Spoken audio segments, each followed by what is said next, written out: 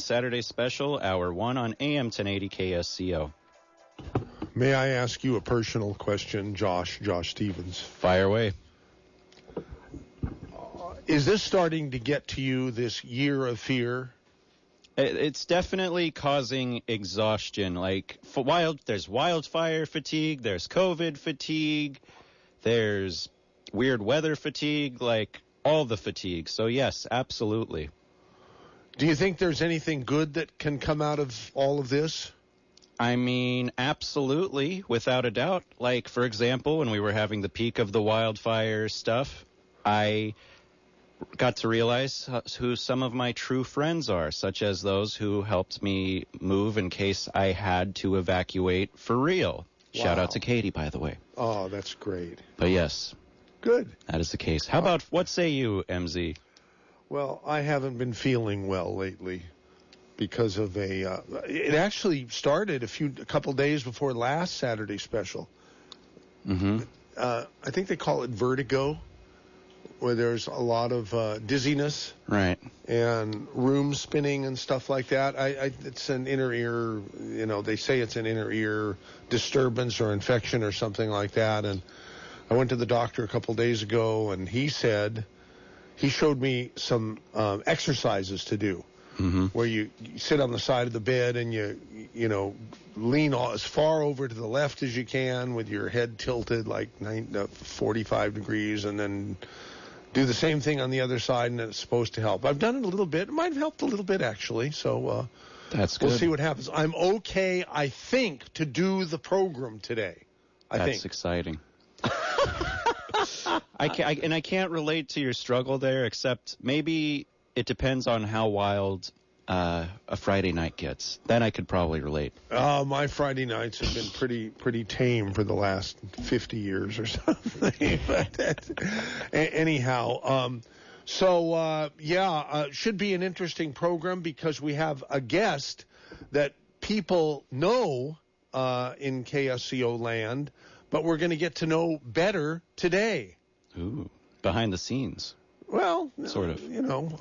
I'll reveal who the guest is right after we hear from Dave Michaels. Good morning, MZ. How are you feeling? I am doing well. I'm glad you're here and feeling better, and hopefully you continue to feel better.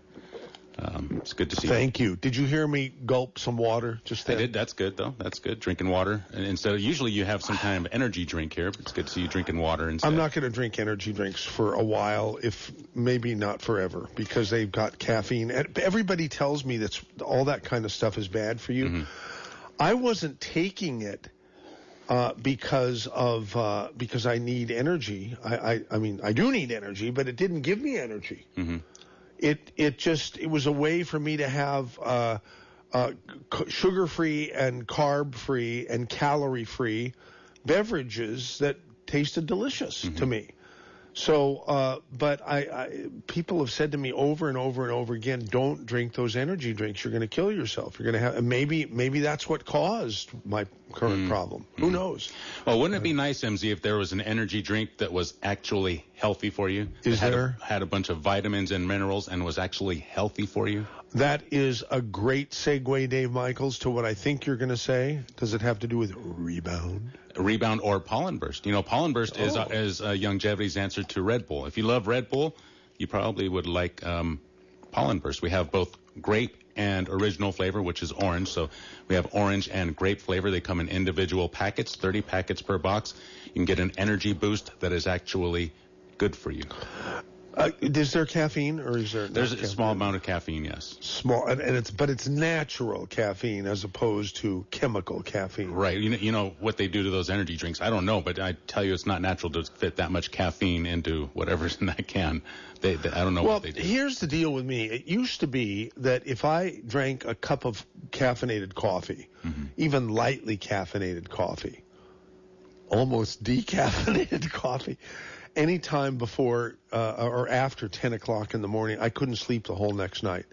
Something has changed in my body so that I could drink these monster black cherry, calorie and carb, and sugar-free beverages right at bedtime. And it doesn't, I can still sleep. Right. So I figured, it couldn't have that much of a deleterious effect, but it can't be good. For me, what does that is the hot drink part of it, right? So if it's hot coffee, hot chocolate, hot whatever, it will put me to sleep. Cold drinks, it could be cold coffee, cold tea, whatever it is. I could drink that and stay awake, no problem.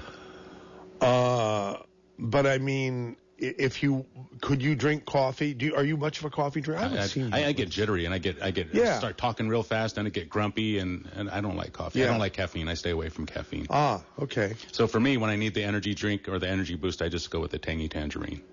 Which is an amazing seller. I mean, absolutely. Have we ever not sold out of BTT? That has not happened, but that's funny that you say that because we have a bunch in there right now. We have a bunch of tangy tangerine. If somebody wanted to stop by right now, it's a great time to stop by and get a good deal, MZ. Now, the sale is over. Buy two, get one free. But I tell you what, you stop by, you are going to get a fantastic deal, a deal that'll make you squeal. Can you give the audience a clue as to what would make the deal better? Well, if you've got pets, I tell you this. If you've got pets and you've never tried Arthrodex, I will sweeten the deal with something for your pets.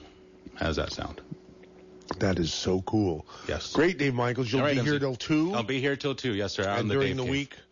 During the week from 3 to 7, except not on Wednesday and Thursday. Got it. Got okay. It. All right, MZ. Hey, thank you so much. Good to see you, mystery guest. Way to go. Yeah, mystery guest is about to be introduced here, but why don't we first start the program officially? 3, 2, 1.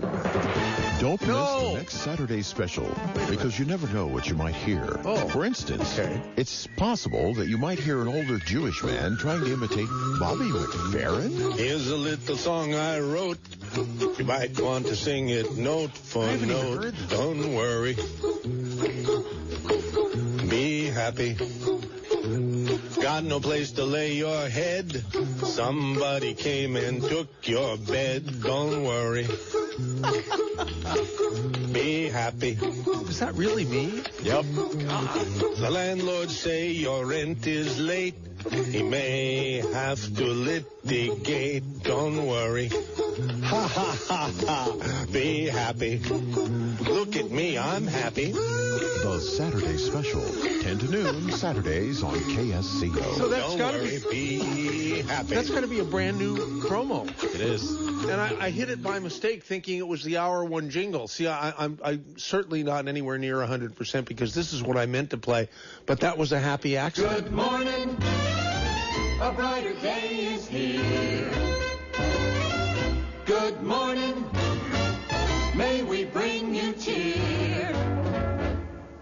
We've got time, we've got tunes, we've got time, tunes, and temperature. Get up and go, it's today, you know, on KSCO Radio. Good morning, humans. It's poor old MZ welcoming you to hour number 1 of the KSCO Saturday special on your favorite radio station. We're here with Josh Stevens, and a mystery guest that I will shortly introduce. And we hope you'll stay with us right up until noontime. And then don't tune out because you got the Tom Quinn Show, right? Good morning. Now stay right here on KSCO Radio.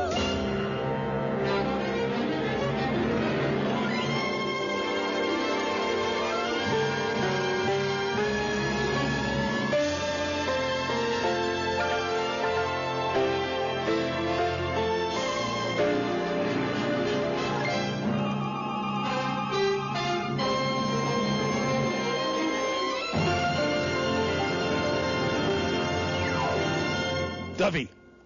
Hi, Duffy. Good morning. How are you, Duffy? Fabulous. Okay. You've been on the air before. You've been a caller. You've actually been on the Saturday special sort of a long time ago. Right. But you have become well known on KSCO because of your commercial. Thank you. That you've been running for. Did I say something that deserves a thank you? I don't know, actually. Well, maybe. Anyhow. Well, thank you for the airtime. That's one thing. Okay. Well, here. So anyhow, what? I'm sure those of you who listen to KSCO with any regularity, yeah, will know Duffy, because he's the guy who doesn't get poison oak, but who does a very good job of getting it out of your life. And he's a brilliant land clearer. So if your property is overgrown and you need it to be cleared out, and it's got a whole lot of poison oak where a lot of other people won't touch it because of the poison oak factor, Duffy's the man. Anyhow, you did a commercial that I think is one of the most popular commercials in KSCO history, because you chose to end the commercial. I knew that you were a Trump supporter, and while you were doing that commercial, which was the first radio commercial you had ever done, I suggested that you consider ending your commercial with the fact that you like Trump. And you said, I don't know, because so many people, that'd cause a lot of problems with me. And I said, I think it'll be just the opposite, especially with the KSCO audience. And you thought it over, and you did it because it was from the heart. I mean, it's a true thing, right? True. Yeah, so what happened? Well, the week after I put that on, I was helping a good friend, and my disc in my back locked up, and really wasn't able to schedule stuff very well. Oh, no. Yeah, that was on your job, matter of fact. Oh, my God. Yeah, I was helping you out, and I got injured on that job. Yeah. Helping those guys out, and thereafter, it took about 5 months to actually get fully months, because the muscles what happened to me is, for the first time in my life, from having swinging a weed eater, for like 7 to 8 hours, wore the disc out. So my vertebrae have worn my disc, and what happens is the weight. The weed eaters I use are commercial, and they weigh about 25 pounds. And the weight of that weed eater on the right-hand side has worn my disc down. And so it's causing me a lot of pain, which diminished my time I was able to spend on jobs. And it was very frustrating, and it was I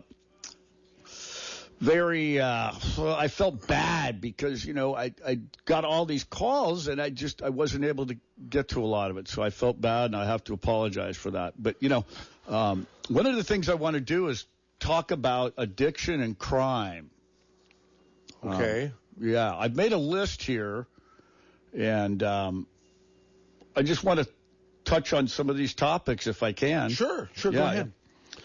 So I made the list. Here's what the list. Where did that come from? Addiction and crime. Why? It's an interesting subject for sure. Well, recently I had a bunch of tools stolen out of the back of my truck, and realizing that a lot of these folks, they're not being prosecuted for this stuff. It's essentially become a big free for all, and stealing a man's tools is like pure evil, and. So, a lot of this stuff is, a lot of the crime that's going on is, I would guess is, all addiction related, crime, criminal activity, addiction equals crime. Through the ages, probably, right? Exactly. People steal to get money to buy more drugs, right? Exactly. So it's it's a vicious cycle, and, one that, I was caught up in, and thanks to the 12-step program, I was able to break that cycle of alcoholism and drug use, so. And that was many years ago, right? So my clean date is 2000 April 7th. And, So it's 20 years. Yeah. Yeah. And so, prior to that, I spent 5 years of being homeless. Okay. So, there really isn't too much of my life that can happen to me. The worst thing that could happen to me is I become homeless again, which I know how to survive through, I learned how to survive and make the most of what I have. Uh-huh. And it was a valuable learning lesson is what I would chalk that up to, And all I could say about it is, thanks to practicing and understanding the 12 steps of recovery, I was able to put my life back in order and was able to recover some of the spiritual qualities that I essentially, the last 12 step talks about, having a spiritual awakening through practicing these principles. And so I guess what I did was I awakened these spiritual qualities. Essentially, during my addiction, I put them asleep.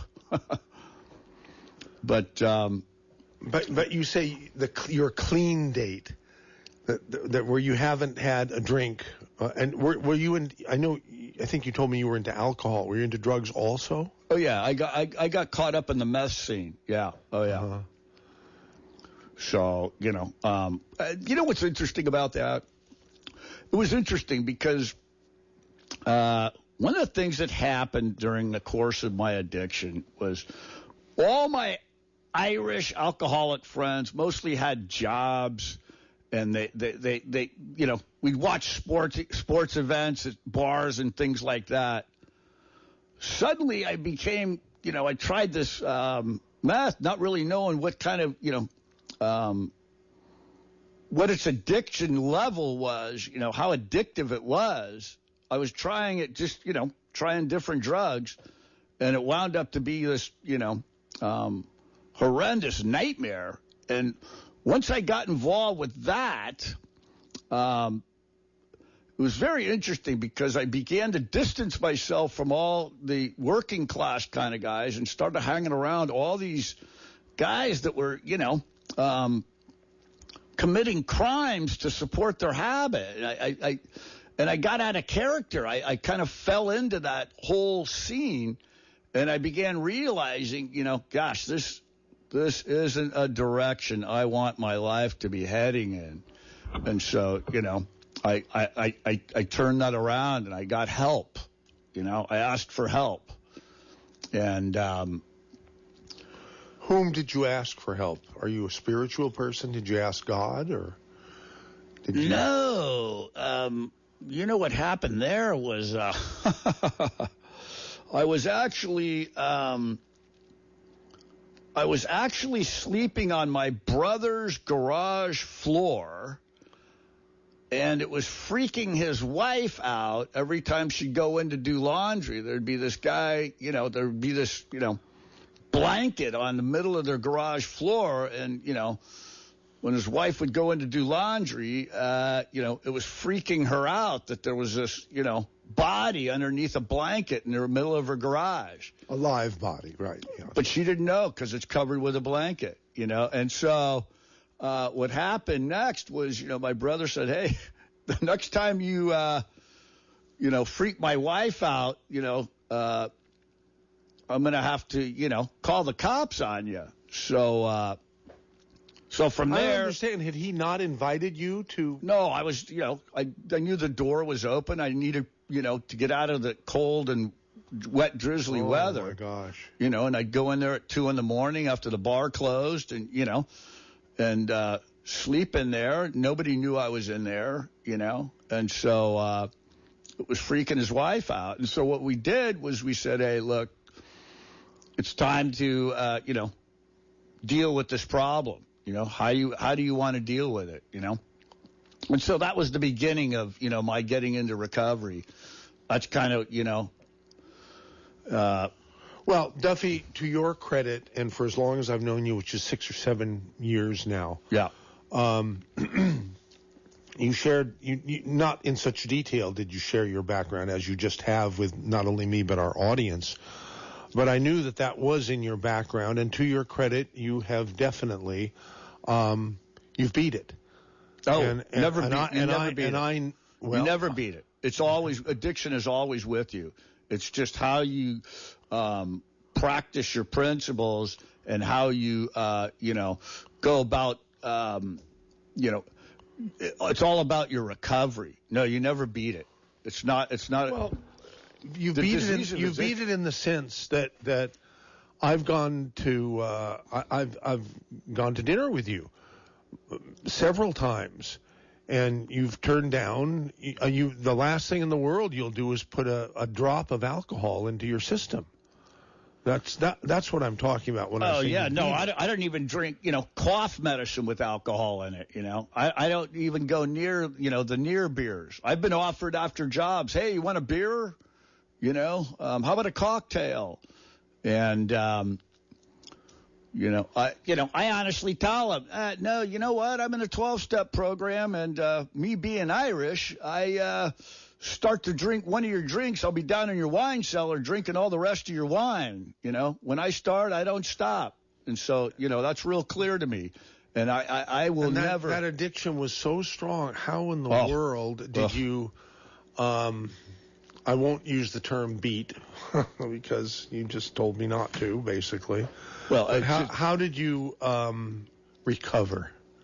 Or is that a correct word? Absolutely. And so I actually when something is so strong, when something is pulling you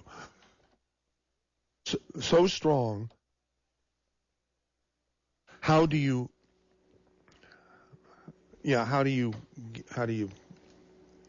Well, the first thing I did was I sought help, and one of the key things that helped me the most was I wasn't in a position any longer to, rationalize this drug use. And so, you know what? I began to learn to listen and listen and learn. When I heard that at a 12-step meeting, I realized my listening skills are poor.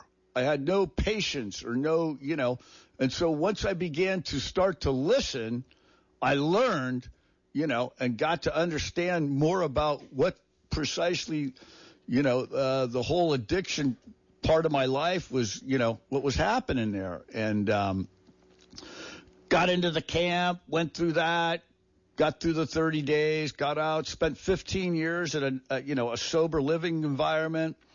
Tell us about that. How does that work? So what that is what essentially it is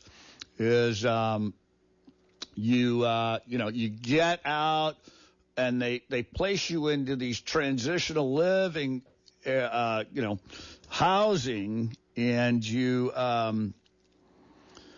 essentially are all around, your surrounding, your peer group is all, clean and sober people, so you're not tempted to relapse and tempted, and so that's the blessing, and that was a real blessing for me that I chose to do that.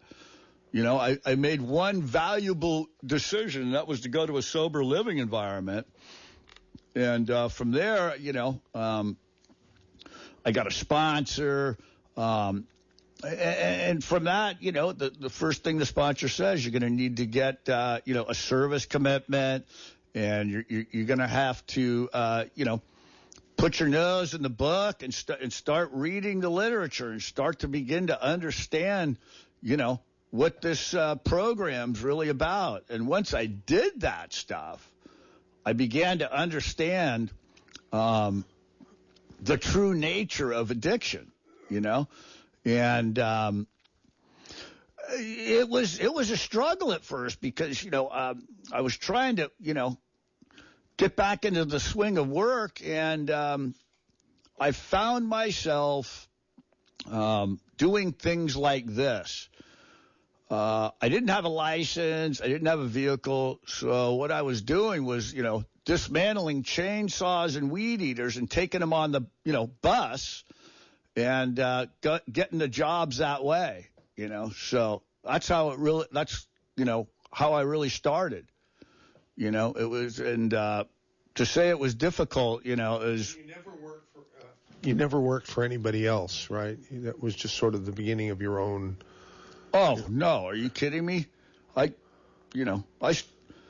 I started out at 10 years old pushing one of those me and my brother, we those old lawnmowers that have the blades on them? Yeah. So, yeah, on Saturday. Not power mowers. No. Yeah. And so me and my brother, one guy would mow and one guy would edge. And so you had those old style edgers, right?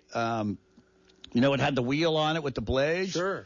And so, me and my brother. I still have one in my garage. Exactly. And so I'm 10 years old. My dad's saying, hey, man, you know what? I want to teach you guys a valuable lesson early in your life. And that is,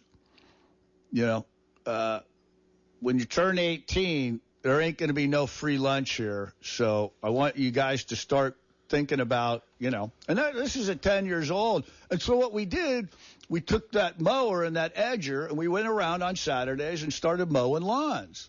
And we, nobody wanted to edge, okay? So we'd have to flip a coin, who would get stuck doing the edging, But we tried to, balance it. The one guy or the other wasn't always mowing or edging, Yeah. So, but that's where it really all started. Then I got into an ROP landscape and gardening course. It's regional occupational program. That's correct. In the public school system, right? Exactly. And so from there, me and my brother, we both graduated. We got an enormous amount of knowledge on the whole landscape industry, and that was kind of the beginning of, all the land clearing and all the maintenance, and all the landscape stuff, essentially, it all started with, mowing lawns at 10 years old, so, and the 5 years that I was out there homeless was,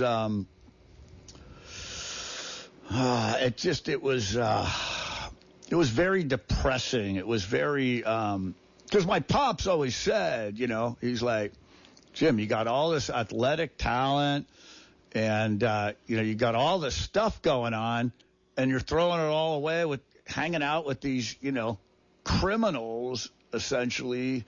I think you can do a lot better in your life, and you've got a lot of potential. I think you should, change this and head into a better direction and, tap into all this potential that you have. Yeah. So that's what I did when I got out of the camp. I remembered that, him telling me that, and I had this experience. I had done clearing in Pacifica. If I may ask, real quick, you mentioned something about having to work around not having a car, such as disassembling your equipment and all that. Could you elaborate on any other further challenges you had with that, such as if you were late to any projects or couldn't make a project because of having to rely on the schedules of public transportation? Yeah, no, that was a struggle. I mean, you had to be, off the job site, not the bus stop, the next scheduled bus that was going to come there, and it was a struggle because one of the things that happened through that was the bus drivers actually got to know me. And they actually knew what I was attempting to do. And I was honest with them. I said, look, I stay at this sober living environment. I'm trying to get off of drugs. I'm trying to turn my life back around. I'm taking the bar and the chain off of this thing so it's not, a threat. And, thank you for allowing me to bring this on to, begin to put my life back together. So, yeah, a lot of difficulty. It was a struggle. I mean, when I walked out of the camp, I walked out with a T-shirt. I was wearing T-shirt and tennis shoes. That's all I had to my name, Wow. And so everything, that I have today that's not getting stolen, is a result of following instructions and good guidance, from the 12-step program. So I owe a lot of gratitude to listening to the folks that came before me and gave me great guidance on how to get clean, stay clean, and practice these 12 spiritual principles in my life. Duffy, you want to take some phone calls? Or do you have? I asked you to write a list of things that you thought of topics. There you go, and that's really what I wanted to talk about. Okay, fine, let's do it. So let's start with So we talked about addiction and crime. Okay. Yeah. So the next thing I want to talk about is fire clearing. Okay. Okay. Fuel reduction and technology. Okay. Land erosion. All this foliage, we've got over 1 million acres of foliage, right? I want to thank you for allowing me this airtime to give out an incredibly valuable piece of information that I don't think people are recognizing right now, and that is we're in for another disaster in terms of once these rains start, we've got all this open land now that's going to need protection from land erosion. The next big thing that's going to happen is all these mudslides are going to start happening. Just like Montecito. Exactly. So I can't thank you enough for allowing me this airtime to get this message out. I've been wanting to get this message out and get people in to, these are the key words, preventative action. They're just, they're so, their minds are so tied up in all this virus and all this stuff, right, that they're really not thinking about this potential hazard. And I want to make it really clear that, hey, let's begin to get into preventative action in terms of the next potential disaster is land erosion. Okay. How do they do that? That's little. I'll touch on a little bit of that. So here's what my suggestions are. Okay. First thing you don't want to do is you don't want to start sweeping and blowing off your patio. The first place you want to start is in your gutters. Get your gutters and downspouts cleared.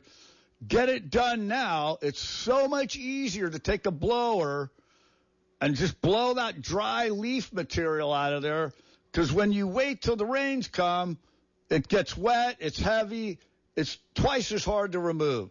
You start with your gutters, you get that cleaned out, then you get the patio clean. The next phase that you go into is you do a thorough inspection of your culverts, okay? A lot of these mountain properties have culverts running along their driveways, okay? You want to get a rake and a blower and, blow all that dry leaf stuff and take a rake and pull out any sticks or any debris that's going to, diminish the flow in that culvert, okay? So then at the end of the culvert, you essentially really want to put, first of all, you want to clear any restrictive, plant life, organic life that's going to restrict that flow at the end of your culvert, okay? And then what you want to do next is I'm trying to get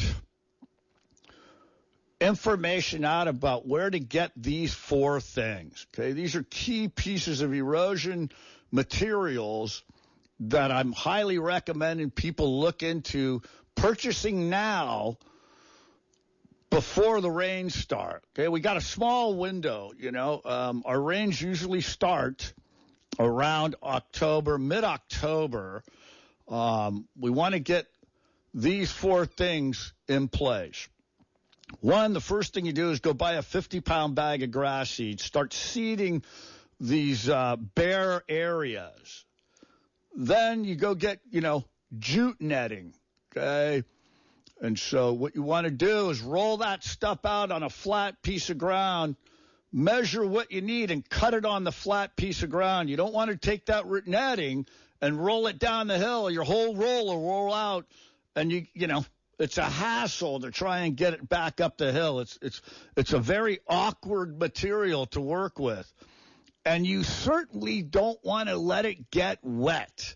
Okay? If you buy this stuff, you want to store it in your garage in a dry place. It becomes very heavy. It's already a heavy material in the roll. You do not want to let that stuff get wet. Okay? And what you do is you cut pieces, you measure, and then cut. Then you lay them out, and then you use jute net staples. Now, depending on the stability of your ground that you're dealing with, you want to, there's various sizes. So if you got really sloughy, loose, sandy soil, you probably want to get longer staples. If your ground's hard and it's, clay material kind of stuff, you essentially don't need that long of a staple. You can use shorter staples. And you just want to get that stuff anchored. Okay, and then, what you want to do next, once you get all that grass seed underneath, got the jute net over top of it, you want to water it so that the grass seed begins to germinate. You need to get that germination process.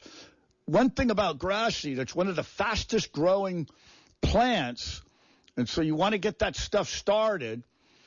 And you want that grass seed to start growing through the jute netting because it'll lock it in place. You have it stapled, but the grass seed is really the key to locking it in place. And then the other thing is, I like to use Gabion rock. So at the end of your culvert, there's, the water energy that's coming through your end of your culvert is very powerful, very swift.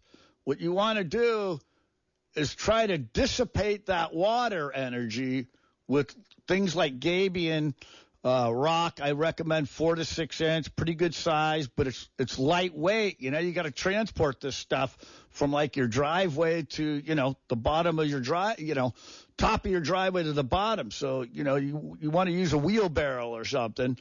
And you want to get that stuff transported to the right place to dissipate that water energy. The other thing I like using are Gabion baskets, So what that is it's a thick gauge wire mesh, and you put the Gabion rock in the basket. Hey, Duffy, I hate to do this. I know you're on a roll, but I can feel the audience turning out. 99% of the audience is not interested in what we're talking about. Oh, okay. Right Well, now. you asked me to... Okay, I know. Let me see the list. No, Can I see it? Okay, yeah. Okay, let me see the list here. Fuel reduction, land erosion, water usage, power usage, reevaluating property waste, the importance of the... Okay, I want to talk about the importance of the election and the virus, okay? Because that way, fewer people will be tuning out. This is all, don't get me wrong, this is all really valuable stuff that you're talking about. There you go. And what a great public service you and KSCO are doing. But the time spent on it, got it. It's just, I got it. I think 5,000 people have tuned out in the last 5 minutes. Would you agree, Josh Stevens? Yeah. Oh, why? Because you saw me looking at my phone? Yes. That's why. I'm not. No, I'm not happening. I'm not happening today, so I'm not really myself. Now the phones are starting to ring. So let's take a phone call. Okay? Is that okay? Yeah, absolutely. Yeah, okay, let's take a phone call. All of these things are great ideas. You know what they need to be? They need to be Duffy's tip of the day type things. There you go. But the importance of the election is really neat, and the virus, and what do we do about the fires and the bad things that are probably happening. So give us a call. Give us a call at 479-1080. My guest is Duffy today.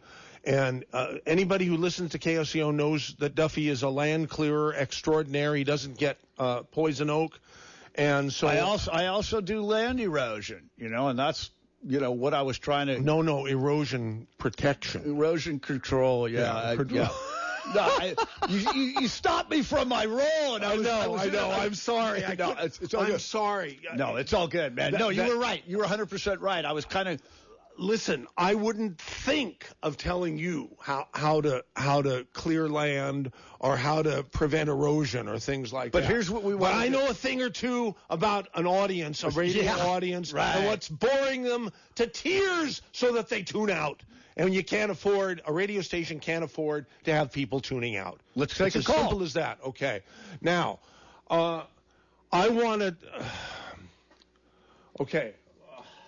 Our first caller here is Lee in Spreckles, who wants to talk about Doc Wallach's solution to pain. I love Doc Wallach. You know that. It's Doc Wallach and the whole longevity thing that's kept KSCO going for all these years. But Lee, what do you want to say about Doc Wallach and pain? Can you keep it? Can you sort of wind it or weave it into so that it fits with our discussion today? I would.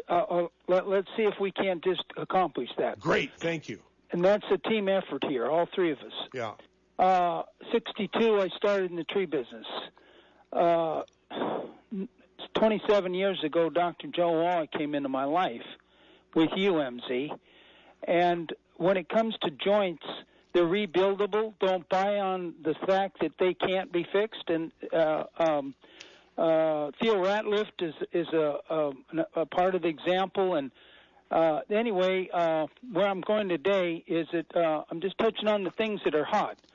When you're talking about blowing the gutters out on the roof, there's always a chance, because of the dry area that we're still in, there's pockets of foliage that could get lit up. In a canyon or something, somebody could make a mistake and set it off, or intentionally, and now your property is in jeopardy. Now, up in Colorado Springs, where they chipped the areas up there, they thought they would be perfectly safe. Well, the wind blew the chips after they got in an amber condition, and fire science learned something for the first time, that those ambers can go for a long distance with a high wind load pressures that'll move them, and they'll burn your house down. I had an attorney here just on this fire here in the river fire. I called his house. I spoke to his wife. She said, well, we're moving out. Well, their house was the only one that burned in the whole area, in that circle area. But if you're not there and you have just a little nest of pine needles or whatever kind of needles that are dry, and those ambers can get to them, and you're not there to put the fire out, then you might not have a home. And so the end of the story today is that we can't have a pioneer, a hard forced man like Duffy hurting and down, and Dr. Wallach and Dave Michaels got the components that can turn your number around. And I mean, I was topping trees, a tree yesterday or day before yesterday. I never stopped for lunch, and I was born in 1947, and I wore out everything that Robert P. McCullough ever made in chainsaws, and Husqvarna and still are still in my life. But I'm in the environmental business since 1990, and what I'm saying to you guys today, one other thing that's a hot thing for everybody's ears is quicklime. If you get a rototiller, and you till it into the surface of your ground. You seed it similar like fertilizer, and you wet it. And the Romans, you built roads with this thing. And so I'm saying to you, when this dust turns to mud and you can't get back and forth to your house, this is an answer. It doesn't damage the trees. The trees like it. It's non-toxic, and it's good and it's another tool that Duffy can put in his toolbox. And I mean, you can take it all the way to the road right now. Okay, that's great. Thank you, Lee. Appreciate it. We got tons of phone callers, and we're going on and on, but I appreciate your call. Richard, oh my God, it went on too long, and Richard hung up. Richard in Watsonville, someone I've been wanting to hear from for years and years and years. He only wanted to chat it up with me. Hello? Oh, yeah, hold on, Dick and Carmel, okay? Basically, he suggested for your Friday throwbacks episodes, you should try and get into rotation. This guy that was on your show that was going to sue his parent or MZ's parents because because they circumcised him. That we're going to sue the guy sue your parents. Sue my parents? Because they circumcised you. There's supposedly a throwback episode like that. And it wasn't. It sounds wacky, and like I'm all for it. I've heard of people threatening to sue their parents for guys for circumcising them. Yeah, and I have a hazy recollection of that episode. Wild, absolutely wild. Yeah, but Richard and Watsonville, please call the Saturday special, and if you won't talk to anybody else, talk to me, because I was just going to take your call, and then you were gone. So please call back. Okay, Dick and Carmel, sorry. You want to talk about the election and COVID with Duffy and me here, huh? Yeah, did I get that right? Yeah, that's correct. Okay, good. Yeah, Duffy, I think you're preaching the good word. I think this is something we can do about, like what you're talking about, and environmental is nice on a bumper sticker, but this is real environmental. This is taking care of your backyard. I think we talk too much about the coronavirus in the election. I think so too. Okay, fine. That's good. Hello? And, yeah, I totally understand what you're saying, because I used to be a seasonal firefighter for 4 years, and it really comes down to getting your clearances and just taking care of your backyard. Yeah, exactly. And here's my thing, okay? And I get where the last caller is coming from. All I was trying to establish was you don't want to do things twice, and I'm trying to get people with the knowledge and experience that I've made all those mistakes on, and try and give them good information of the proper procedural of succession. You don't want to clean your patio and then get on your roof and blow stuff on top of it, because you got to do it again. That was my whole point about cleaning Okay, gutters. that's fine. And the only thing is, please don't take this the wrong way. And I'm the reason I'm guilty of this more than anybody in the world. I'm probably one of the worst talk show hosts in the world because I let people go on and on and on and on and on and on and on and on and on and on and on and on and on and on when all they need to do is say 2 or 3 sentences, get to the point, finish it, and so forth. And nobody is worse at that than I am, and I admit it.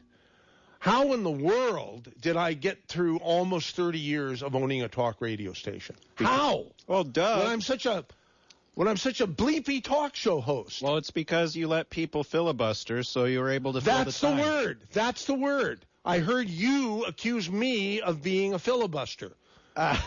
Yesterday on Flight 1080. On Thursday's and edition. I was, whenever it was, Thursday is edition. I was saying, now was that Josh Stevens being disrespectful to the boss, or was he being right? Was he being right on?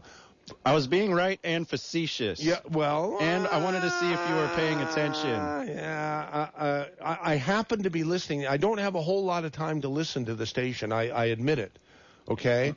I know enough about it to know that I'm very proud of it. I'm very proud of you guys. And we get a lot of accolades and a lot of compliments from the community. about the station that's pretty unique. Okay, but filibuster, I was thinking, you were using it in the context of my playing a YouTube video for 10 or 11 minutes or something like that, right? And is that a filibuster? I don't know. When someone sends me an interesting video that I want to share with you, it's like my mother. I would tell her when she would write her commentaries, well, Ma, you're such a good writer. Why don't you just write your own stuff? Because no one's better at that than you are. And she says, I'm not so arrogant that if someone sends me something in an email that I didn't write it, I'm not going to share it. See? And she was right. She was right. So that's what I did. And so I was filibustering. Okay, I'm filibustering. I thought filibustering is a bad word. I thought it had a negative connotation. And also, for the record, I love using people as adjectives. I don't discriminate. Okay. What do you think, Duffy? I'm trying to be a quiet listener because it sounded like every time I try and speak, I'm carrying on too much. So I'm you know, and you know, you did exactly what you just said not to do. What? Carried on, you know, and didn't got off topic. But it's okay. I'm just well, let's see what callers have to say. How let's about get Carol in Scotts Valley? What do you have to say, Carol? There you go. Oh, Carol. I'm on the other side of the. I was just interested in hearing him talk about that wire bag with the rocks or whatever, because I was very interested. I apologize. I've got to just retire and go. And just, no. Does anybody want a radio station for free? Or, in fact, I'll pay you to take it away from me, okay? Because I obviously don't know what I'm doing. Go ahead, Duffy. Finish Not at about all. Your Davian. I always enjoy listening to you, but I was particularly interested in Duffy, hearing his backstory, because frankly, I'm also one of the people who didn't care for the addition on his ad because I'm not a Trump supporter. On the other hand... Really? Wow. Yeah. On the other hand, he had guts to say what he wanted, and everything else I liked better about his ad when it came on. But now that I hear him, I'm very interested and very supportive of his life and what he's doing. And I have areas that I need to learn about my yard and stuff, so I'm particularly interested in hearing what he's had to say. I'd rather hear that than COVID, which you can hear arguments about that anywhere. Good point, Carol. Exactly. Yeah. Good point. And I had one question for Duffy, too. Yeah. When he was talking about the gutters, I used to clean my own gutters. Now I'm too old to do it, and I have to hire somebody. But they have advertisements for something that you put over the gutter that's leaf permanent. filter, I think, or something, isn't it? Yeah, and I've tried to find somebody that would know that I could ask about who's actually used it. Is that a good thing or not? You know what? I've done hundreds of gutters, and yes and no. I mean, one of the problems with that stuff is a fine material decomposes and it gets into the bottom of the gutter, and so you wind up, and so they become taking those things off. You got to screw them in. They got to get tucked underneath the shingles. They're more of a hassle than they're worth, and that's why I was saying you really want to address that while the leaves are dry, and so it makes it really easy to get them out of the gutters. When the water gets on it, it's a mucky mess, you know. And I thank you for the compliment. You know, I'm just here trying to keep a positive outlook and bring positive information about being preventative and being prepared, because obviously with the fires, there wasn't a lot of preparation. There were a lot of people caught off guard and not prepared. And that's my point of what I want to try and do today on these airwaves is send a message of preparedness, okay?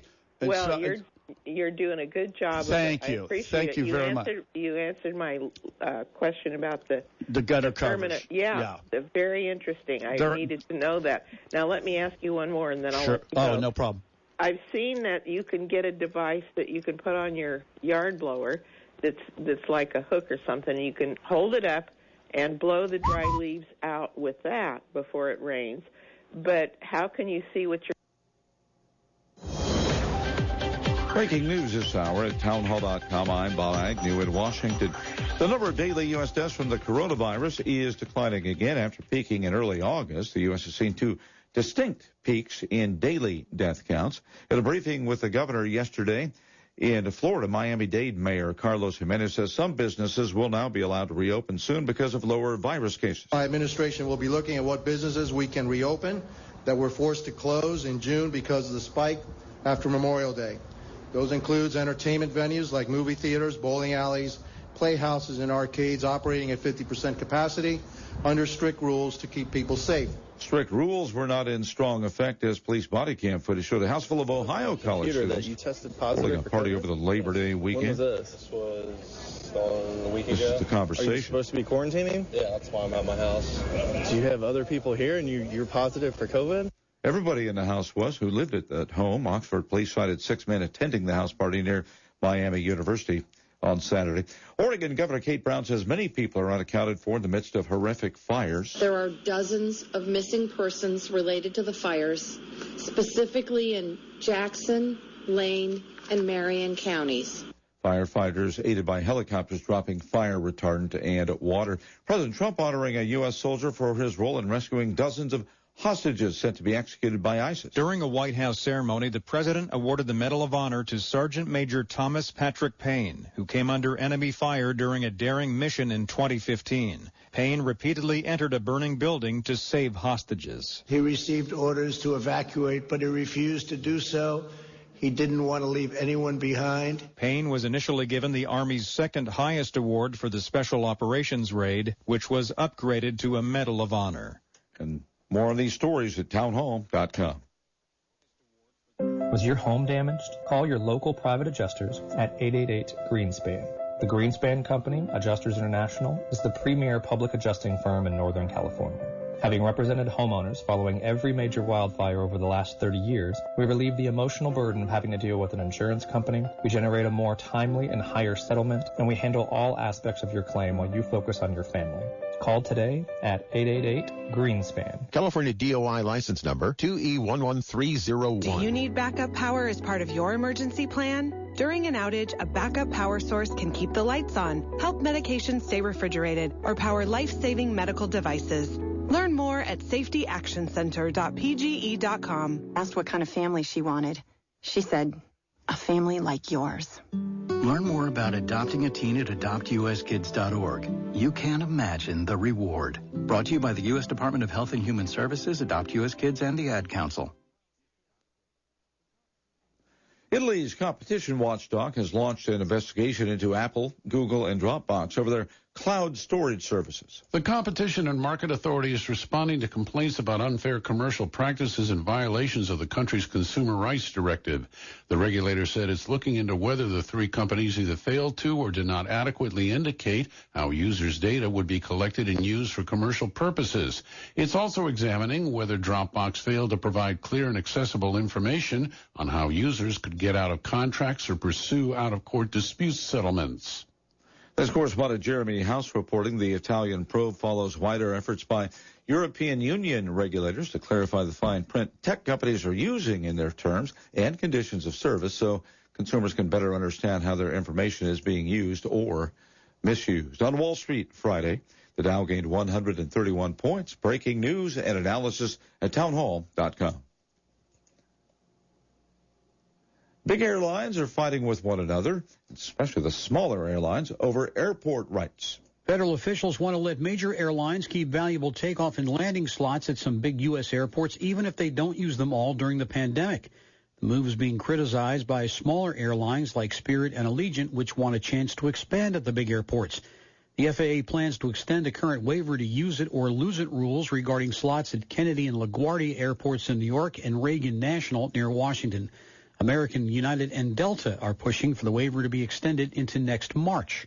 Rhonda Rockstra reporting. An app to help contain the spread of the coronavirus will finally be launched in England and Wales September 24th, months later than the British government had been hoping. The Department of Health and Social Care said in a statement the trials have shown that the app is highly effective when used alongside other traditional contact tracing methods. More on these stories at townhall.com. AM 1080 KSCO 104.1 FM, streaming worldwide at KSCO.com. Time now for your KSCO King of the Hill traffic and weather update. But first, quick show note. This is in from Michael Olson. Santa Cruz Police Chief Andy Mills will be on Think Local First Radio today from 4 to 5 to answer your questions. Tune in and phone in your questions. That's today from 4 to 5. Looking at your traffic hazard, Highway 156 and Union Road. Still waiting for further details on that. An injury collision East Garrison Road and County Road 17. That's about it for incidents. Highway 1 from Santa Cruz to Monterey. Highway 68 Monterey to Salinas. Highway 101 Salinas to San Jose. And Highway 17 San Jose to Santa Cruz. All moving along incident free at this time. It's 59 outside KSCO. We're expecting the mid-70s. Today, overnight, mid-50s, haze and fog continuing throughout your weekend. Time now for Saturday Special, Hour 2 on AM 1080 KSCO. Josh Stevens, thank you. We want to issue a plea for Carol to call back. Is that right? That's right. Because Carol got cut off by the news alligator that I wasn't paying attention to. Yeah. Even though I was flaunting and throwing my watch, pointing at it. Just like, I wanted to cut you all off. No excuses from me. I'm just not with it. Dave Michaels. Good morning, MZ. Yeah, you're back. Yes, I'm here. I got something for you. This is from Annette in Seaside. She sent that to you. She said be sure not to open that to make sure that you got that without it being opened. Like what happened last time. Last time she sent some chocolates, they mysteriously got ripped open and some of them flew out the window and I just couldn't recover them. But that one stayed together, so she sends out. She sent that out to you along with your mother. Red, white, and blue mix M&Ms. They say they are your biggest fans. They listen every Saturday, especially her mom who loves MZ. Oh my God, there must be some mistake. And this is from our friend in Watsonville, Paul DeWorkin. You know Paul DeWorkin. Have you ever met Paul? Richard. Yeah, Paul is his son, and he sent us these face masks here. He sent one for you and one for Rosie. I don't know which one you want. Look at that. They're KSCO logo face masks. Yeah. Listen, I've been so depressed about face masks because I don't do well in face masks, and I'm very adamant about every business owner having the right to set the rules for his or her own business, but I can't function with breathing used air. At least you look good suffocating. I'll look good suffocating because KSCO logo. These are really nice. Wow. Yeah. So I got some more of these coming in from Paul. Paul, you can find on Facebook. He does a lot of work like this. He can print something up for you. Ooh. Our good friend Paul DeWorkin. So there's fluorescent green and blue. You're welcome to have one. The other is for Rosemary. Oh. And Duffy, I got a message for you during the break from Nancy in Salinas. She said that you have proven very inspirational to her, and she's very thankful that you're on the air today. Well, I knew that would happen, because just on talking with Duffy yesterday on the phone about various things, it occurred to me, wow, I don't have a guest tomorrow or a subject. So let's invite Duffy. Well, it sounds like it's a good show. Everybody seems to. Oh, there's no question about it. I have to apologize for cutting him off or so. I just felt that, going into such detail about gabions and things like that. I thought I have to be very careful about our mass audience appeal, and you're into that too, Dave. I mean, you.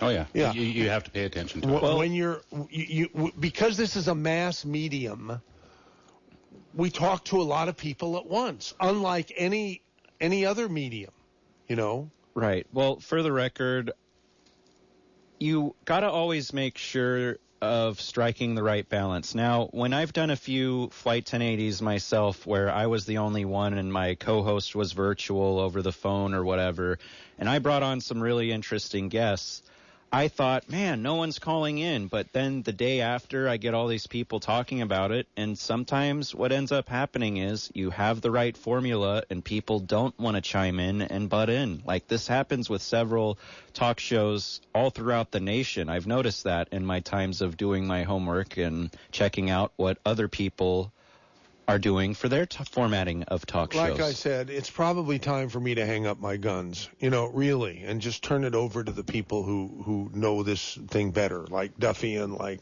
Dave and like yourself and our audience. Yep. It's It's becoming clear to me. You're still putting it down, though, MZ. You don't realize it. You're doing great. You're a good American. A fisherman, fishing for compliments. Okay, right. What else? All right, MZ. It sounds like it's ready for the beginning of the hour 2 of the Saturday special. But before I get out of here, let me just invite people down to the Dave Cave where we have everything for you, your pets, and your garden. I'll be out there till 2 p.m. today. You want the blue or green? And we might this one, the blue. I don't know. Just keep them both and don't tell Rosie. All right, MZ. I'll see you guys later. Thank you, Dave. Thank you, Dave. And thank you for reminding me something that I would have forgotten to play this. Oh, hello, darling. I hate to hang up on you, but I'm sorry, baby, but I have to go. It's time for that wonderful record show. I'd love to visit, but you'll have to call back. KSCO has the inside track. Well, part of my elderly charm, I've been told, is that I clear my throat a lot, and I'm getting sick of it. Is there anybody out there who knows a way for that to stop? Wait a minute, I'm talking over the vocal. To KSCO Radio. Bye. There was a time when people would get fired for talking over the lyrics. MZ breaking his own rules, ladies and gentlemen. I'm just losing it. I don't know what's going on here.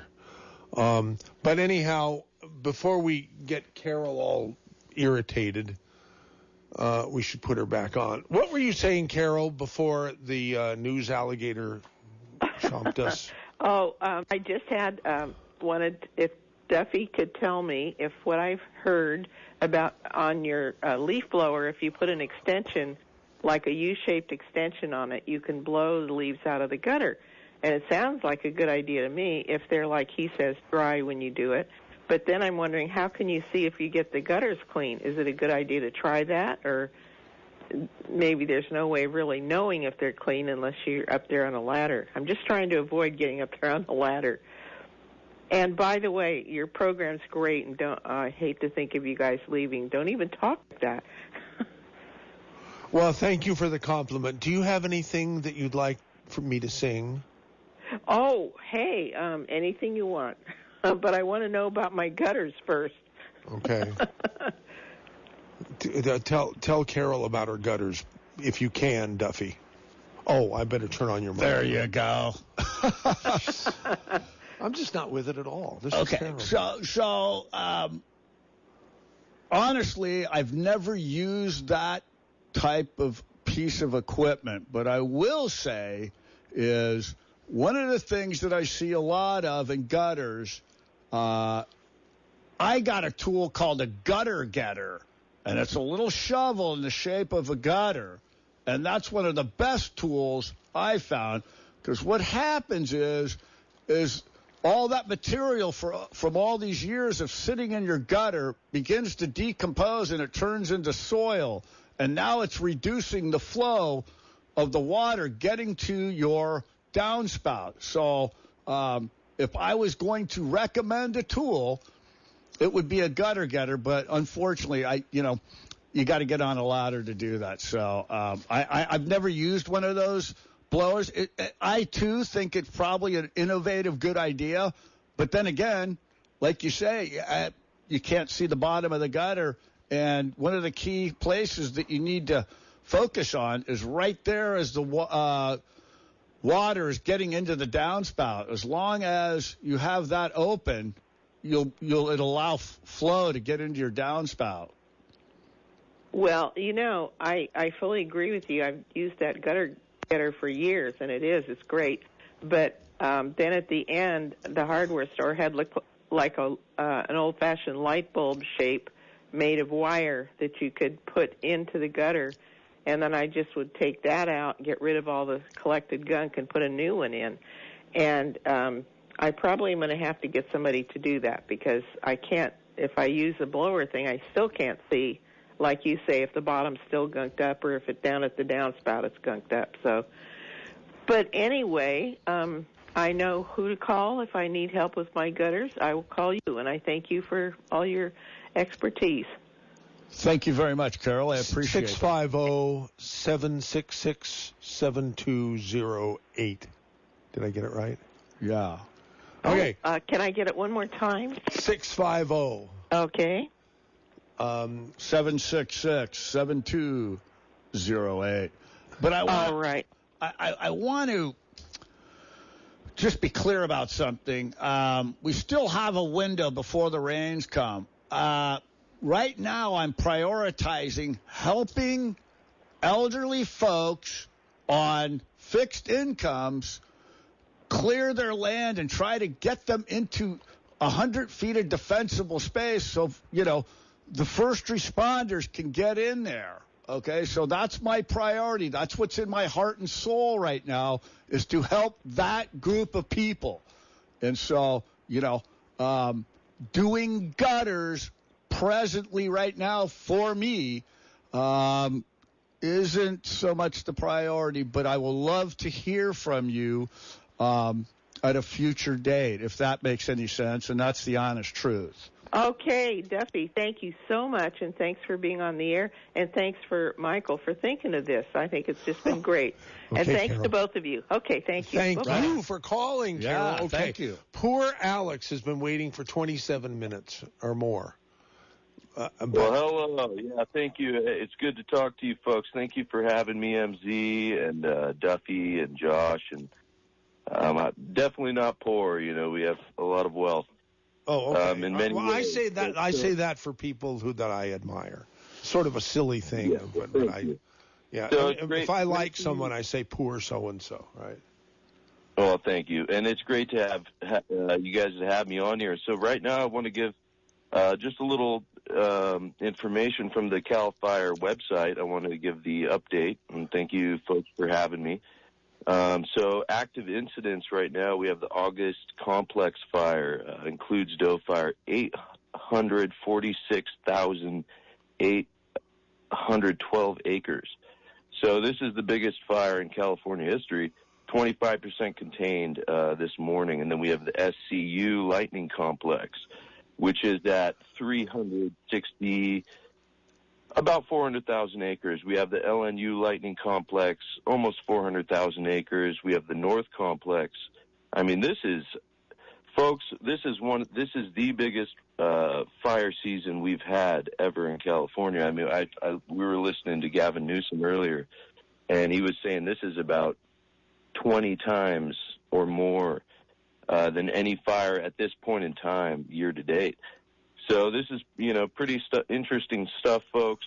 We're looking at these fires. I just wanted to bring some valuable, and I have a couple things I wanted to comment with you, MZ and Duffy, because I think the fire thing is a really big thing. And, one thing I'd like to say, Duffy, and I appreciate you're doing a good job, and maybe I do fire clearing as well. Maybe we could work together. Absolutely. Yeah, and the one thing we need to tell people is, not only, I mean, you can only do so much, Duffy. So exactly. People need to do. I'm one guy. Yeah, people around their own homes, they need to make their own defensible, space, create your own line, and help out the firefighters. Make sure you have your water, full. So yeah, that's what do you think about that, Duffy? I mean, people are because you can only do so much. The firefighters can only do so much. It's been a great show, but guys, I got to say, we got to give a little more information and be a little more, give people something that they can digest and use for themselves, so they get some nutrition of information. You know what I'm saying? Good point, Alex. Thank you. Well, I thought that's precisely what I was doing, but my explanation on the land erosion got a little cut off, but I understand that we want to focus on, not boring people. If I was wrong on that, I apologize. It's okay. No, I'm not trying to be rude. I'm okay, not trying cool. to be rude. Can I speak? I would like to quit being interrupted, but it's very valuable that people hear this, okay? And that is, once you cut the brush, what the heck do you do with it? Okay, there's only three ways to get rid of it, okay? And that is to burn it, haul it, or chip it. There's no other ways to get rid of this material, okay? This is very valuable information, and I want to enlighten people of, look, we obviously can't burn it, okay?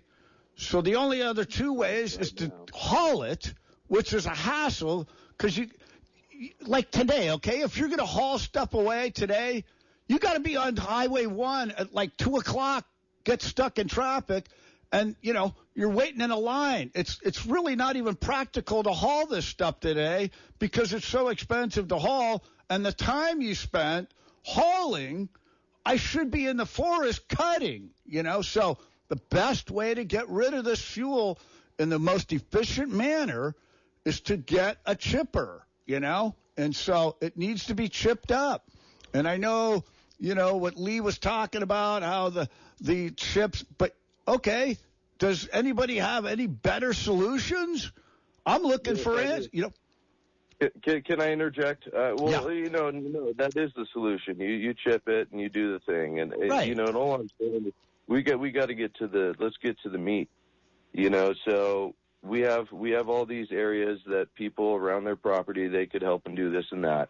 But I've been seeing videos from my friends that got burned in Oregon. I mean, Oregon's going off the hook right now. Right. I mean, there's whole cities or whole little suburb areas where the houses are totally melted to not, the cars, the glass is melted. And as we know, wildfires don't burn over 2,000 degrees, glass melts it.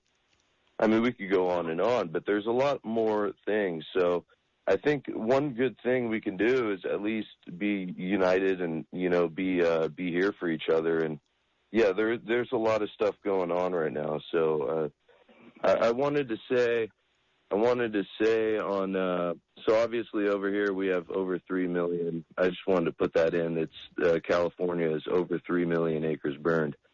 But onto that, and I don't want to talk too much about the COVID,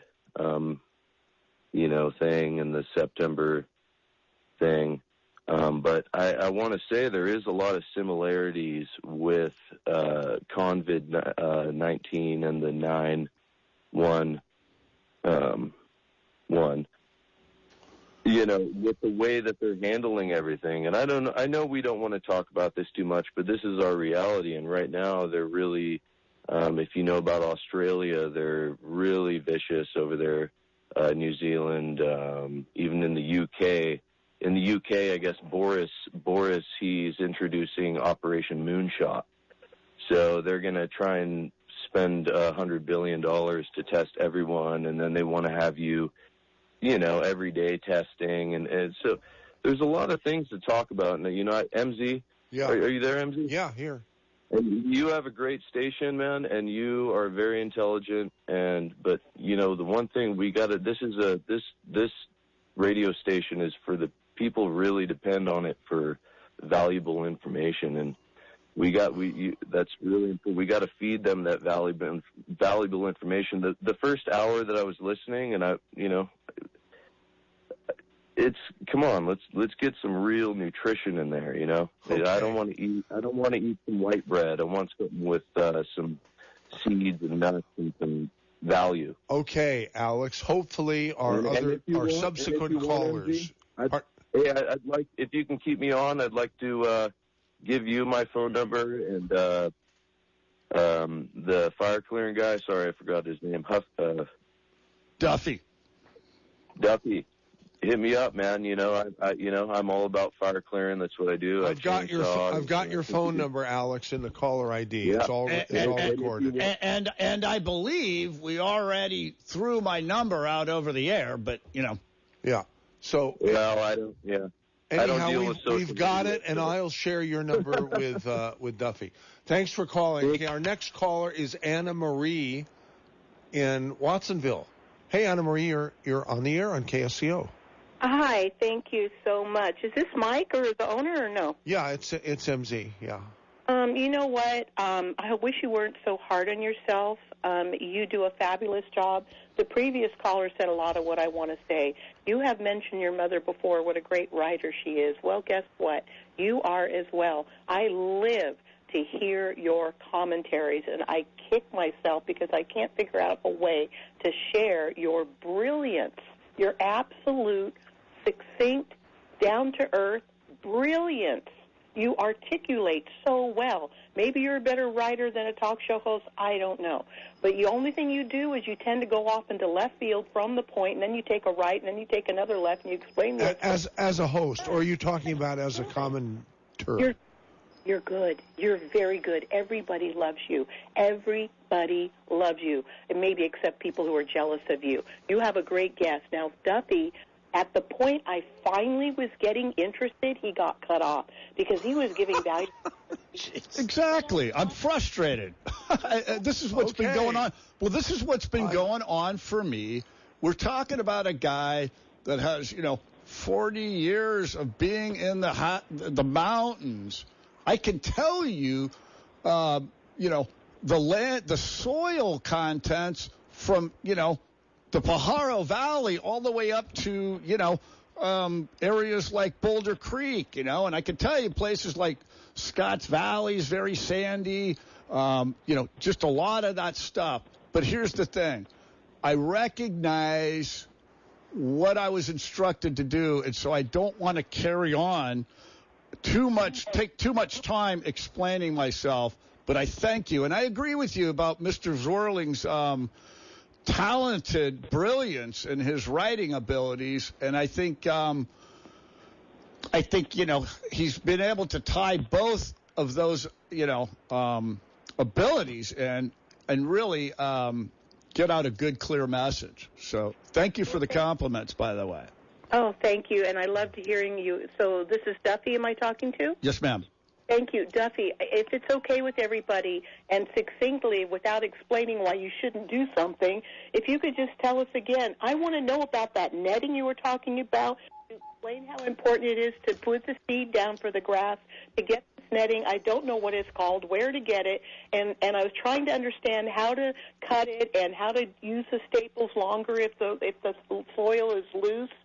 Not so bad if the staples or if the ground is hard, why it's important. And I can picture, because you said the net gets very heavy when it's wet. So I'm picturing what you're saying going, oh, my God, if we plant tons of grass seed, put this net over it before the rains come, staple it down. When the rains come, the rain will wet the fibers of the net, holding the net further snug to the ground. It will be protecting of the grass that further protects the land. And then you were talking about the gutters and how to do it, and I want to hear that because you're giving such valuable information. And when it was really getting good, like do this, do that, do the rocks in the gutter thing at the end of the driveway, I forgot what it's called. I didn't understand what kind of rocks you're talking about and what to do and what is the purpose of the rocks and what are they called. If you could please explain that without explaining the explanation of why you shouldn't do it another way. Okay. Thank you.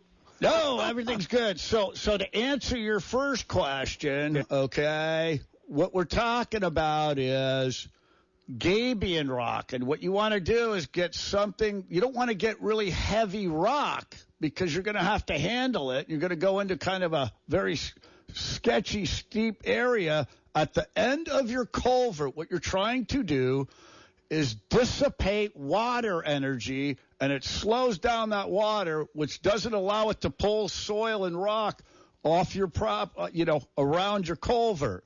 So you want to dissipate that water. You pick up the gate 4 to 6 inch at any of these landscape supply places.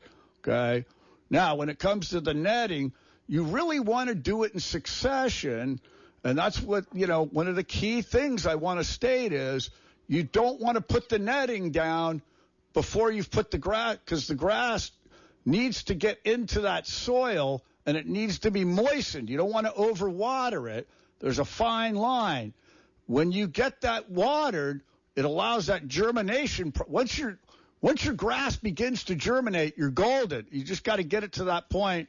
And then when the rains come, you're able to allow Mother Nature to water it, and it'll lock that jute netting in along with the staples. The staples hold it, till the grass seed gets germinated and starts to grow through that netting. That's why the key is you want your grass seed down first, and you want that netting over the top of it, and you don't want to overwater it. You just want to, get it wet enough so that netting will actually hold the moisture that the grass seed needs to germinate. Okay, so that's kind of what you do on that stuff. In terms of like gutters, like I say, there really isn't a lot of things other than what I've used is the gutter. Get on a ladder, get up to the thing, look down in your gutter, and scoop it all out. But I can't emphasize enough about clearing your culverts. A lot of these folks are in mountainous areas, and from the main road, like you're on Highway 9, you're taking a dirt driveway that's twisty and windy, narrow. Alongside of those roads, that driveway, is your culvert.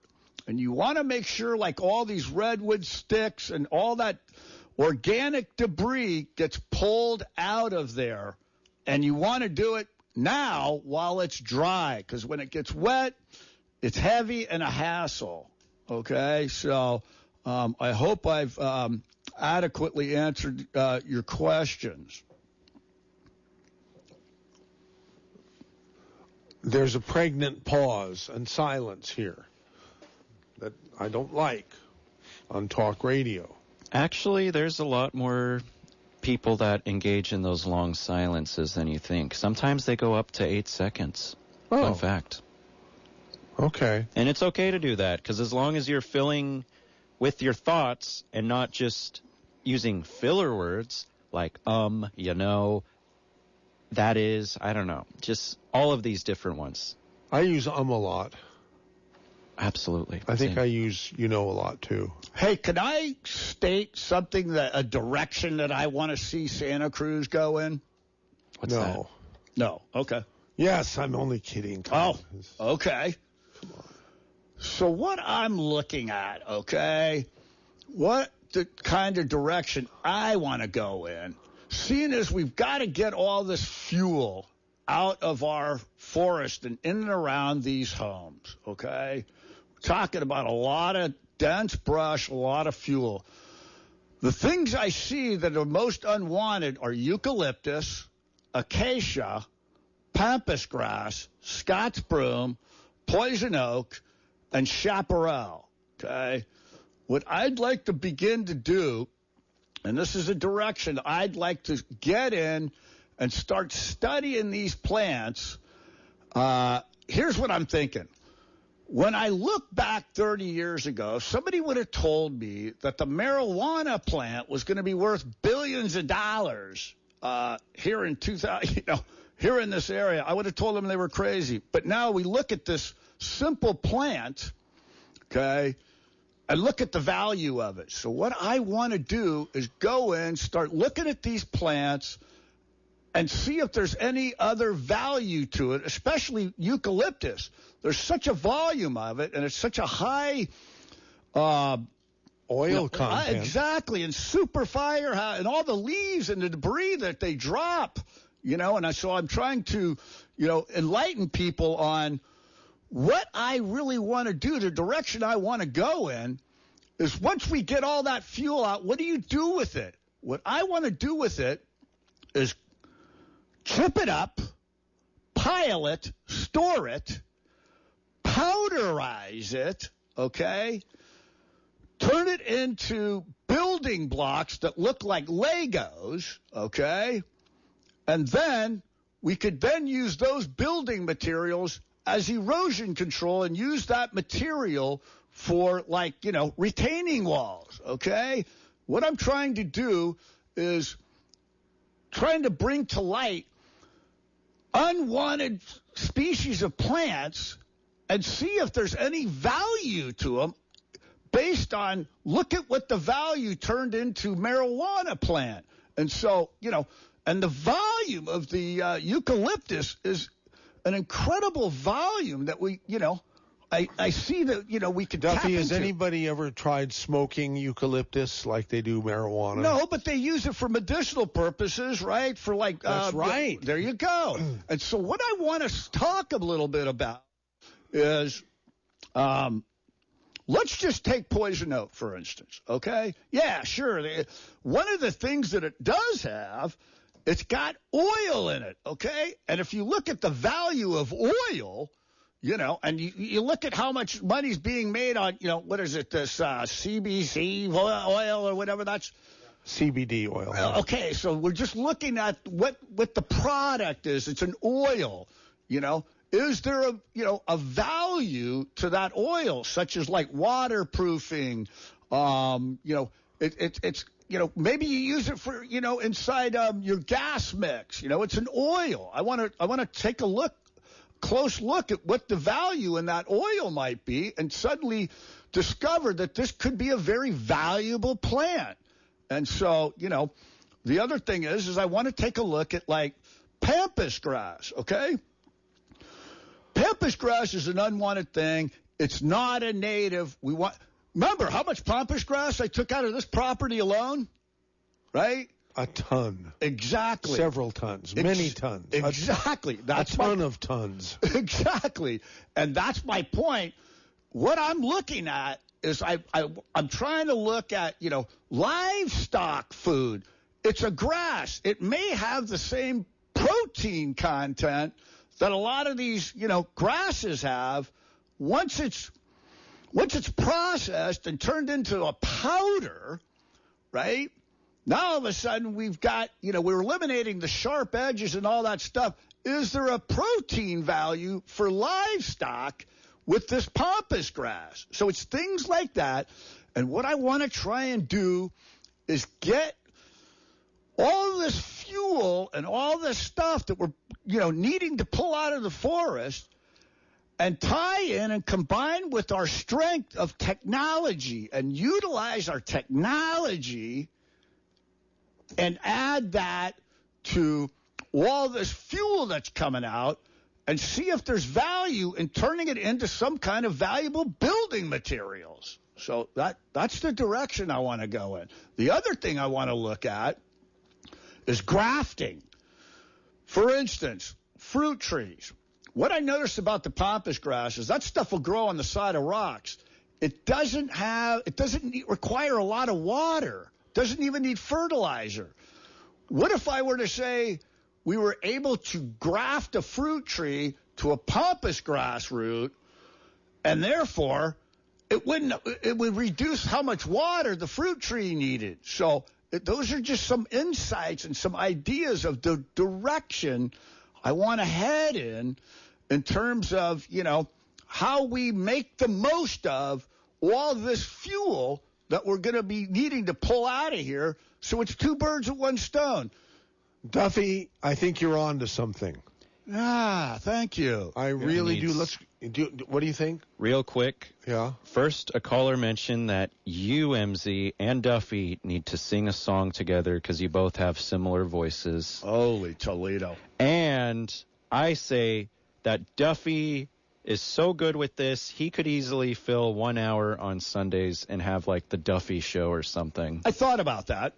Wow. Well, let's discuss it. Well, yeah. You like what I told you, Zwerling. The other direction I want to go in with radio is I want to bring prosperity through music. And the music I want to bring is big band music and bring back the prosperity and get people away from their phones and their computers and bring back the value of AM radio and let the music begin to build energy, prosperity, and enlighten, and bring back memories. And de-stress people. There you go. And now that you mention that, I'm pretty sure our basement is filled with big band music. I peeped it a bit. It is. Oh, I know. No, Lots I of know. goodies. I'm dying to look at it. By the way, shout out Bill Graff for the Chicago Complete Vinyl Collection. I love it. Okay. But yes. Yeah, I don't even know what you're talking about. But you know the band Chicago? Oh, yeah. Yes. I got a full vinyl stack from our Bill Graff, so I'm sending him a thank you for Oh, that. my God. So, I yes. like that, too. You mean Saturday in the Park, and the 4th of July. You mean that one? You mean that Chicago? That Chicago. I know somebody who knows some of the band members of Chicago personally. I should call that person. I haven't talked to him in 15 years. Okay, thank you, Josh. Thank you, Duffy. Let's go back to the phone lines. I'm going to say take next, and that would be not Justin Sane in Scotts Valley. Are you really Justin Sane? Yes. My first name is Justin, and I am sane. So, okay. Thank you for waiting as long as you have, Justin Sane. Oh, no worries. No worries. This was actually a perfect segue into my comment. I was just sitting here thinking, I'm like, how could MZ boost his ratings for the radio station? And it dawned on me. How about a talk show about disc golf? The biggest, fastest growing sport nowadays. What sport? Disc golf, And, I think you said? Yeah, disc golf. He's not much of a sports guy. Well, let me throw one out at you on that one, bud. It's a great suggestion. He is a sports guy. Duffy is a big sports guy. Huge sports guy. guy. You, MZ. You're not that's the sports true. guy. Yeah, well, Duffy's, I want Duffy to finish the show because go ahead, Duffy. So one of the things I recognize about that, whole sport is, first of all, you got to have those little wire baskets. Secondly, I encountered a problem with that. I was involved with a fence job, and the neighbors had those disc golfs in their backyard and were generating a bunch of noise, and, they were disturbing the neighbor. So I don't know, they're going to have to be placed in a place where you're not going to disturb your neighbors. Go ahead. Yeah, most definitely. Right. They have courses set up for that all over that are away from people's houses and that kind of stuff. But I was just saying if MZ would be interested in somebody hosting a disc golf talk show. If someone else would sponsor it and give the station some money that it desperately needs, of course, I'm interested in anything. Okay. Well, that's a good thing to know because I am a disc golf talk show host, and I was just running this by you to see if you might be interested. Yeah, it's got to have someone else sponsoring it, not me. All right. Cool. Hey, Sundays. By the way, Money talks. I hate to sound crass and crude, but I mean that's just what it is. Takes a lot of money to run this place with a lot of voices that a lot of people like. Absolutely. And so, sponsorship. That's or buy our products, promote our products. Yeah. So. Hey, can I add something to that? Go for it, Duffy. Okay.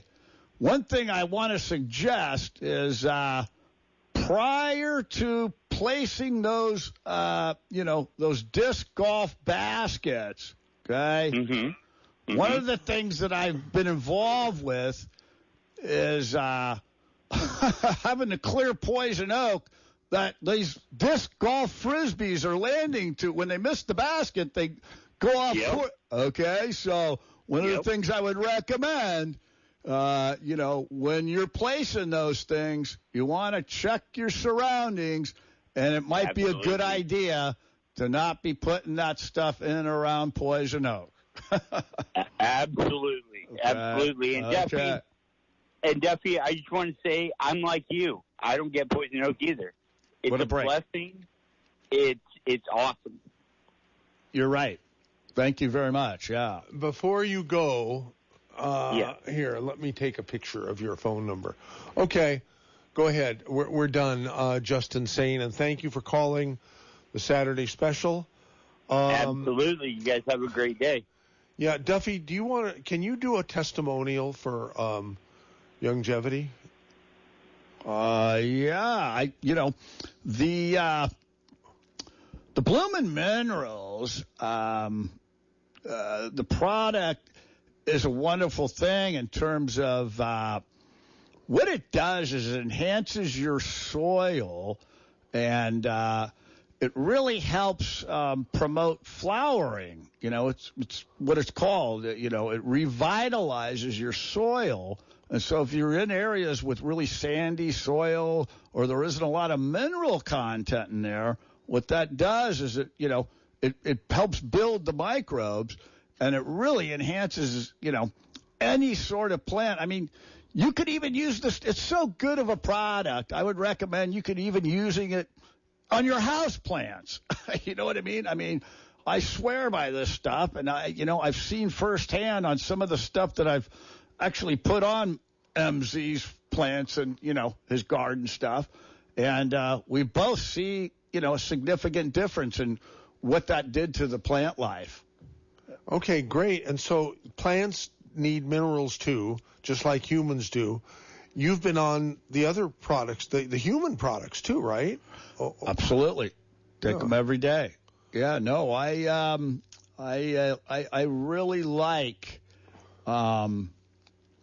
ingesting natural products, and I try and steer away from, two things you talked about, energy drinks and how coffee. I love my coffee in the morning, so that'd be a hard one to give up. But one of the things decaf. What about decaf? You know what? I like just the flavor of coffee, and I somehow I don't like the flavor of decaf. But anyway, what happens to me is because I ingest so little of sugar, people offer me like ice cream and cake and sodas after dinner. That if I eat any of that sugary stuff, that's the stuff that keeps me up at night. If I drink a Coke with dinner, whatever's in that, the sugar, the caffeine, I can't sleep, And ice cream, holy Toledo, definitely won't get to sleep if I eat a bowl of ice cream. It's just the way sugar. I'd say you're lucky, actually. Yeah. That's great. We're talking with Duffy on the Saturday special. It's fine. Should have happened a long time ago, I guess is what I'm trying to say. If you want to call us, it's 479-1080 and area 831. If you want to email mz@ksco.com. I will see. We got a number of emails I'll get to in just a bit here, but here is Paul in Watsonville who has some comments on Duffy's brush removal. Hey, go ahead, Paul. Yeah, Duffy, this hits your point of your talk square on, and you left out the biggest method of getting rid of brush. And that's what the Forest Service, both the federal and the state, recommend. And that's just to straw it and leave it on the ground. And by strawing, you leave it to about 18 inches from the surface of the soil. And just leave it and forget it. And if you need to use that space for some reason, you can get that, come back in a day or so or a year or so, and it'll be down to practically nothing. Or you can use the solid pieces for firewood, or get it rototilled in. Or alternately, you can also get a backhoe to pull the stumps up. And both those items are pretty easy to do once the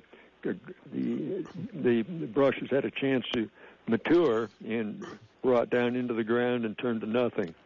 And that's what the Forest Service specs are, if they hardly ever practice it, but that's what I've always practiced. And I've had about a dozen homes I owe up here in the Santa Cruz Mountains, and there's none of them burned down. And I've had that as a rule for keeping brush in the 100-foot space successfully. Every other house burned down. None of mine burned down. Wow. Well, you're doing something right, Paul. Thank you for calling the Saturday Show. You have a comment for Paul Duffy before? I just want to respond with, yes, I'm aware of that method. Personally, okay, this is just how I personally approach it. If I'm going in there and I'm in there for fuel reduction, I'm not leaving what I cut on the person's property, period, you know. Hey, a lot of people just want to do that cut and leave, and you could buck it up and let it rest. That's cool. I don't choose to do that. My motto is I haul or chip or get rid of everything I cut. It gets removed from the property. That's just what how I operate. And I understand, that's a reasonable method when you're talking about, spending money on chippers. It's an economic way. But, when you start talking about backhoes and stuff and digging out stumps, one, you're disturbing the soil. Two, how do you get a lot of these places? You can't even get a backhoe into the yard. So, you're limited on access, and I'm trying to get with the Bobcat and the Vermeer people, and I want to come up with a small tractor that I could get between the house and the fence, has a giant spool on it, and it actually acts like a fishing reel, and you're pulling up rope through a pulley, and you pull the brush up the hill, because that's the biggest deterrent. Is our area here is very steep and very difficult to get brush and stuff up. So I'm trying to head in that direction of getting with the engineers of these companies and seeing if we could come up with, a specific brush clearing removal piece of equipment. Oh, that's a great idea. Okay, do you agree, Paul in Watsonville? Anyhow, thank you for calling. So, we've got about a little less than 8 minutes left of the Saturday special. We have a couple of callers on the line. We will get to both of those. But I do want to read some emails here. They're pretty short. One is from Andy Carcello here. Sounds like forest and land management to me. I've been listening to you I've been writing you so many emails on proper forest and land management. You told me to stop writing you. Okay, Andy, I love you. You're a really, really good guy. You're a native Santa Cruz, and you love your community and so forth. I just got tired of receiving 10 or 15 or 20 emails from you a day. So I just said, hey, it's all good stuff, but it was giving me, email indigestion. So that's all I'm saying. Anyhow, to go on with what he says here. Good to hear you are finally talking about responsible living in the Santa Cruz Mountains. Need fire trails and dependable escape routes. Take care, Andy Carcello. Okay, I just wanted to make that clear to Andy and publicly. This guy's great. He's been on the radio before. He's a big supporter of KSCO, and he's great. So, and yes, I did ask him to stop spamming me. No, but Andy brought up a good point, man. Clearing trails for, and access to immediately get out of your house if the fire's roaring up the mountain, man. You want to have some access. Yes. And so those trails are very valuable. I wanted to say something. Go ahead, Josh, because say what you were going to say, and then I'll say. Well, what I was going to ask as well is you talked a lot about land, gutters, and all that. Now, when it comes to all this land management, have you followed the process about that at all? Because from what I'm understanding from what my friends told me about this is that California underinvests in forestry and land management. And if you happen to know anything about that, elaborate real quick if you can. Well, one of the problems that CAL FIRE is facing is they banned controlled burning. Okay, so that's allowing this fuel. So what the idea of controlled burn, you burn off a square couple of acres. When these wildfires get rolling, all of a sudden they run up against that already burnt, and the fire stops right there. So it's a valuable tool. You're fighting fire with fire, but it's controlled. And so you're using fire as a valuable, useful tool to prevent it, transferring into areas that have, homes there. And so, can't stress enough how valuable that controlled burning is, And so when they banned that, and they tied the hands of CAL FIRE, that was critical. And that's why we're seeing these incredibly bad wildfires, and they're getting into residential places. The other point I wanted to bring up is back in the day when these fires were happening, a lot of these places weren't inhabited. Now, all of a sudden, Santa Cruz Mountains have been a very, popular place that people want to live in. They want to live in the mountains and all that stuff. But, we've added a whole bunch of residential properties in these very densely forested areas, and it's very difficult to defend that, So, on a more positive note, real quick, we've had the Fire Safe project along Highway 17, and that I feel hasn't been happening in a while. They've been doing a lot of brush removal and work along that corridor, so that's something that I'd say has been positive instrumental. Things are happening. That's great. Yeah. Let's get back to the phone lines here. Andres in Capitola, you're on. Hey, thanks for taking my call. Duffy, you listed off about 4 or 5 different ideas a little bit earlier, and for each one of those, something came in my head about how to help you out with that. Do you have a contact where we can respond to any of that stuff, or is it do you want to hear about it on the air? I'd love to hear about it on the air, but there's less than 4 minutes left. So what you're asking me, would you like my phone number? Either your phone number or an email, so that we can give you some pointers on how to achieve these ideas. I'm not a computer. I'm an outdoorsman. 650-766-7208. 650-766-7208.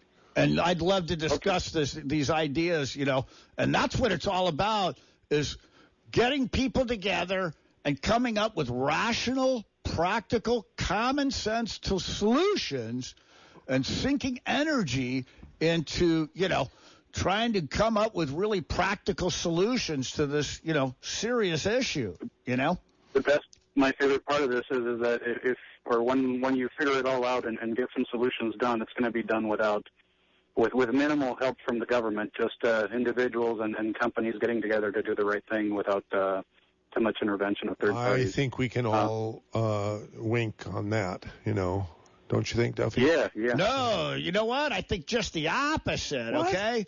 You think the government? No, what I want to do, because I keep running into a whole bunch of my biggest stumbling block in terms of getting funding is a whole bunch of bureaucratic red tape. I want to get with MZ and tap into his writing skills and write Donald Trump personally and see if I can get some funding for Mr. Trump and let him understand what's going on, that my hands are tied on funding because I can't seem to create enough common sense or enough value in what's going on and, address this problem immediately, and not just help from federal, but I think there's a way to word and present things so that you could get some state help too, if you wanted to go that way. I do. You're talking about a lot of there's a lot of plants.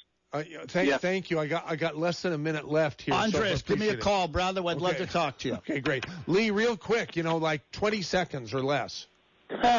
Well, the one thing that was said that Duffy brought to the surface, that people need to get Warren Knox or somebody up on their roof and look for all the dry nests.